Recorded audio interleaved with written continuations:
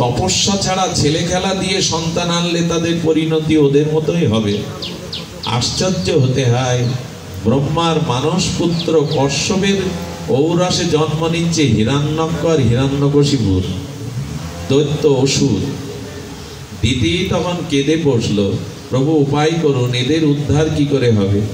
কাঁদতে কাঁদতে ঋষির মনে যখন দয়া হলো, বলল তোমার এই পুত্রের দ্বারাই উদ্ধার হবে না, এই পুত্রের পুত্র তোমার নাতির দ্বারাই এই বংশের বা তোমার কল্যাণ হবে।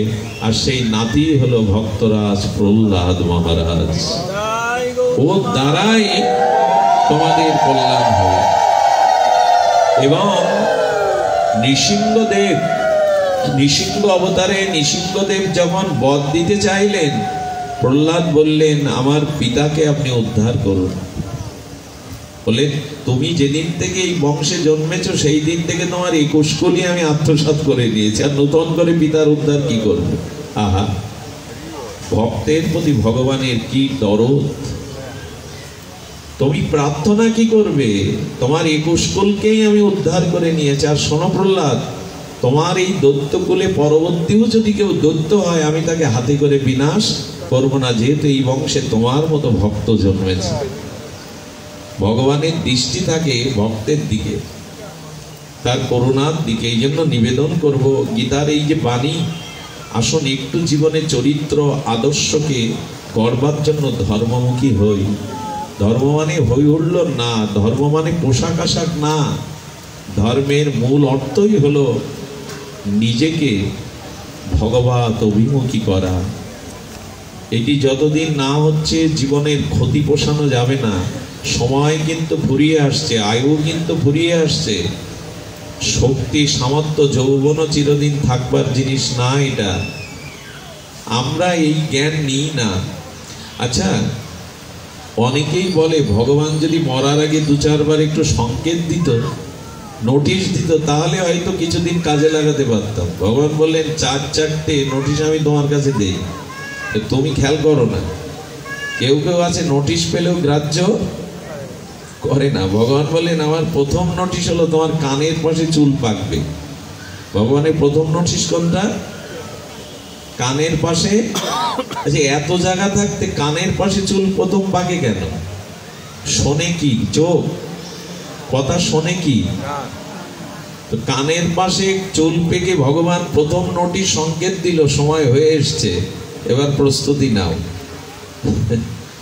কানই তো শোনে, চোখ শোনে না। এই জন্য কানের পাশে ভগবান সংকেত দিয়ে বললেন চুল পাকবে। আমরা কিরম চালাক জানেন? 70 বছরেও বলছি তুমি নোটিশ পাঠিয়ে কি করবে? গোদরেজ মেঘে কালো করে নেব, তোমার নোটিশকে আমি মানি? আচ্ছা, 75-80 বছরের মানুষের চুল কালি করার প্রয়োজন আছে কি মনে হয় আপনাদের?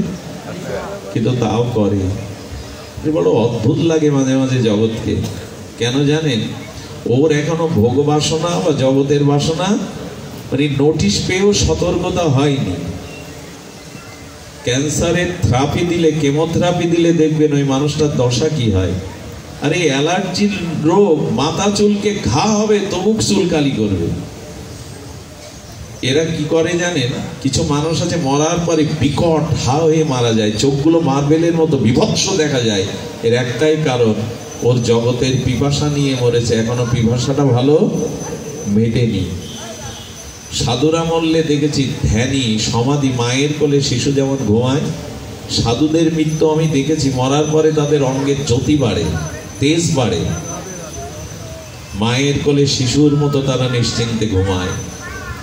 কামনা বাসনা অনেকটা মিটিয়ে এসে ভগবানের পথে যাত্রা। কানের পাশে চুল কালি করে কি করবেন? নোটিশ এড়ালে মৃত্যু এড়াতে পারবেন না। দশরথ আয়নায় মুখ দেখতে গিয়ে দেখে ওনার কানের পাশে চুল পেকেছে, আর সঙ্গে সঙ্গে মুকুট খুলে তিনি গুরু বশিষ্ঠকে বললেন রামকে রাজ্যাভিষেকের দিন ঘোষণা করুন, আমার নোটিশ এসছে। দশরথের এই বুদ্ধি এলো, আমার এই বুদ্ধি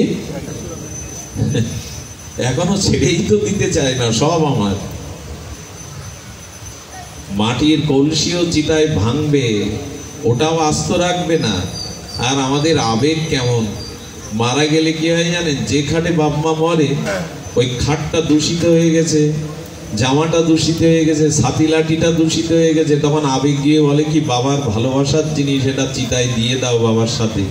আচ্ছা, হাতে যদি 2 ভরি সোনার আংটি থাকে, বলে তো বাবার এটা খুব প্রিয় ছিল, এটা দিয়ে দাও। কত চালাক আমরা, কত সত্যবাদী আমরা। ছাতি লাঠি দূষিত কাদা কাপড় ওগুলো দাও, ওগুলো আর রেখে কোনো এর আংটি খুলে নেবে। এই কাদের জন্য কি করছেন আপনি? নিজের উদ্ধারের চেষ্টা না করে শুধু সংসার করার জন্য আসছিলেন।